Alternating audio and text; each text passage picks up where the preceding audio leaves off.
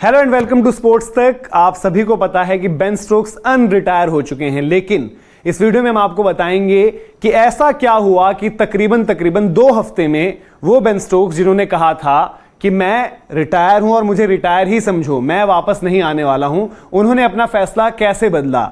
वहीं पूरी नजर एक डालेंगे कि इस 1 साल तकरीबन 1 महीने का जो वक्त रहा जिस दौरान बेन स्टोक्स रिटायर रहे, वो उनका फैसला क्यों था, उसके दौरान क्या क्या चीजें हुई और किस तरीके से उनका जो रिटायरमेंट है वो खत्म होता है और अब जो आने वाला वर्ल्ड कप है जो भारत में होना है उसके लिए उन्होंने वापसी कर ली है। तो ये पूरी की पूरी टाइमलाइन समझेंगे और आपको ये भी बताएंगे कि इन 14-15 दिनों में जहां पर बेन स्टोक्स ने कह दिया था तकरीबन 15-17 दिन की पहले की अगर बात करें कि भाई मैं रिटायर हूं और मुझे रिटायर ही समझो, उसके बाद क्या हुआ है, क्या उनके पास भी ऐसा कोई मैसेज आया था जैसे बेन स्टोक्स ने मोइन अली को भेजा था एशेज क्वेश्चन मार्क, जिसका रिप्लाई मोइन अली ने किया था लॉल, और उसके बाद उन्होंने खेला एशेज और इतना जबरदस्त उन्होंने कंट्रीब्यूट किया।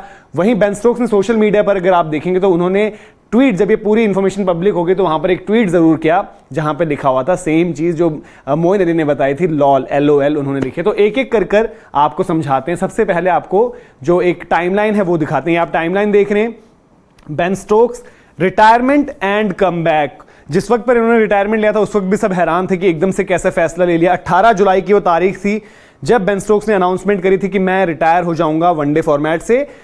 वजह उन्होंने बताई थी कि मेरे लिए जो है तीनों फॉर्मेट खेलना अब मुमकिन नहीं है और मैं पूरे तरीके से जो है जस्टिस भी नहीं कर पा रहा हूं इंग्लैंड शर्ट के साथ। तो मेरा मानना यह है कि कोई और खिलाड़ी जो बेहतर है, जो मुझसे ज्यादा तैयार है, वो खिलाड़ी आकर इस फॉर्मेट में अब खेले इंग्लैंड की तरफ से। और बेन स्टोक्स को कप्तानी भी मिली थी, टेस्ट की कप्तानी भी मिली। तो ये मैंने बताया आपको जब उन्होंने अनाउंसमेंट करी थी।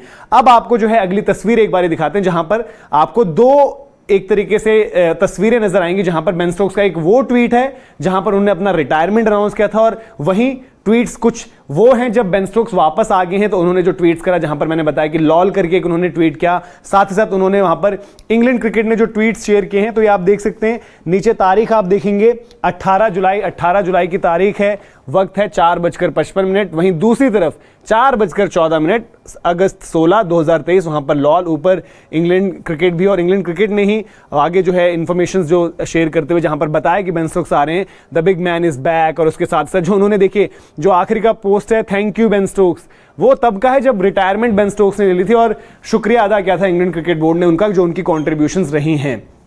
अब आते हैं उस तारीख पर जब बेन स्टोक्स ने अपनी रिटायरमेंट अनाउंस करी थी, यानी कि 18 जुलाई। एक बड़ा ही इमोशनल पोस्ट उन्होंने डाला था पूरे तस्वीर के साथ। एक तरफ उनकी तस्वीर थी, 2 उन्होंने तस्वीरें शेयर करी थी जो आपने अभी देखी भी होंगी। दोबारा आपको दिखाते हैं। ये बेन स्टोक्स ने एक तरफ वर्ल्ड कप ट्रॉफी के साथ तस्वीर थी, दूसरी तरफ पूरा उन्होंने अपना पोस्ट लिखा था, किस तरीके से अपनी भावनाएं उनकी उस वक्त पर थी, कितना मुश्किल ये फैसला था। लेकिन उन्होंने बड़ी इंपॉर्टेंट चीज ये कही थी कि इस वक्त मैं पूरा तरीके से कमिटेड नहीं नजर आता हूं। The England shirt deserves nothing less than it from anyone who wears it. उन्होंने कहा था कि मैं 100% नहीं नजर आता हूं अभी मुझे कि मैं पूरा 100% उस तरीके से कमिटेड हूं। तो ये एक बड़ा एक इंपॉर्टेंट फैक्टर आता जहां पर उन्होंने डिसीजन लिया था। उन्हें बोलता कि मैं अपनी प्रायोरिटी रखूंगा टेस्ट क्रिकेट, और जहां पर बेसबॉल आप देख रहे होंगे, बेसबॉल में कमाल की परफॉर्मेंसेज आ रही हैं। और उसके बाद आगे जो उन्होंने T20 वर्ल्ड कप में किया था, फिर एक डिस्कशन दोबारा वहां से स्टार्ट हुई। तो 19 जुलाई को, 18 जुलाई का मैंने आपको बताया कि किस तरीके से बेन स्टोक्स ने वहां पर अनाउंसमेंट करी। 19 जुलाई को उन्होंने अपना उस टाइम का लास्ट उनका ओडीआई अपीयरेंस था साउथ अफ्रीका के अगेंस्ट, जहां पर बॉलिंग से 44 रन उन्होंने दिए, कोई विकेट नहीं मिली थी और 5 रन पर आउट हो गए थे। जो तस्वीर भी आपने पहले देखी थी जब वो आउट होकर जा रहे थे, तो 5 रन बना पाए थे सिर्फ। आई थिंक एडन मार्करम थे रिवर्स स्वीप करते हुए, वो वहां पर आउट हो गए थे, LBW। फिर आती है T20 वर्ल्ड कप, अब हो चुका है 26 जनवरी 2023। जॉस बटलर से पूछा जाता है, क्योंकि उनकी सीरीज शुरू होने वाली होती है साउथ अफ्रीका के खिलाफ, कि क्या बेन स्टोक्स वापस आएंगे। तो ये जॉस बटलर ने उस दिन कहा था, if he wants to change his decision of course he would be welcome back with open arms, but we are very much at the moment planning as if he won't be available। तो उस दिन जैसे कि आप यहां पर भी देख लेंगे 26 जनवरी 2023 उन्होंने कहा था कि हमारी तैयारी जो चल रही है अभी विदाउट बेन स्टोक्स के लिए भी हम तैयार चल रहे हैं। वर्ल्ड कप वो जितवा चुके थे T20 का, इसलिए चर्चा दोबारा शुरू हुई कि क्या बेन स्टोक्स वापस आएंगे। तो यहां पर एक डिस्कशन था इंपॉर्टेंट, और आपने देखा कि वहां पर तैयारी तो बिना स्टोक्स के चल रही थी, लेकिन उन्होंने कहा था अगर वो आते हैं तो भाई कौन सी टीम और कौन सा कप्तान ऐसा होगा जो नहीं चाहेगा।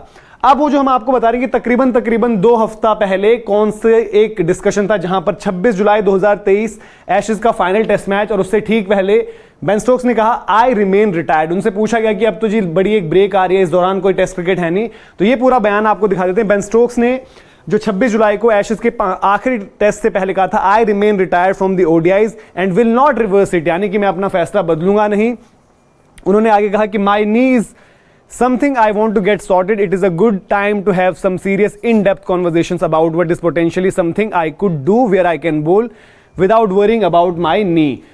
तो बेन स्टोक्स ने इस जो फैसला लिया था उसके ऊपर पूरी की पूरी बात करी कि रिवर्स नहीं करूंगा, और उन्होंने कहा था कि क्योंकि मैं एक हमेशा एक ऑलराउंडर की तरह टीम में रहा हूं और कंट्रीब्यूट करना चाहता हूं उस पहलू पर भी, तो मैं अब जो ब्रेक आएगा उसमें अपना नी को सॉर्ट आउट करने की कोशिश करूंगा। जो भी तमाम दिक्कतें हैं, ऑब्वियसली सर्जरी ही एक अभी नजर आता है कि एक रास्ता है, पर अभी आप मानकर चलिए क्योंकि वर्ल्ड कप उन्होंने खेलना है तो सर्जरी अभी इंतजार करना पड़ेगा। हो सकता है वर्ल्ड कप के बाद और जो इंडिया वाली टेस्ट सीरीज है उनकी इंपॉर्टेंट असाइनमेंट एक बार फिर से उसके बाद वो फैसला लें, और फिर उसके चलते आपको जो है आईपीएल मिस करना पड़ेगा बेन स्टोक्स को।